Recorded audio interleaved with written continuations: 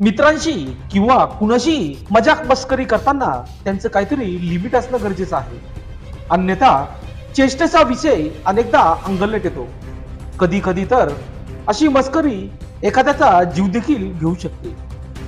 अशीच एक खळबळजनक घटना नाशिकमध्ये घडली आहे.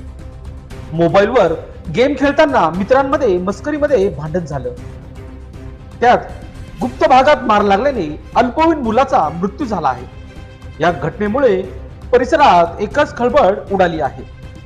सविस्तर असे की नाशिकच्या देवळाली कॅम्प येथील स्टेशनवाडी परिसरात मित्राच्या आपसापसीत वादातून झालेल्या मारहाणीत 15 वर्षीय लावणीत किरण कुमार भागवणे हा मुलगा मरण पावला आहे.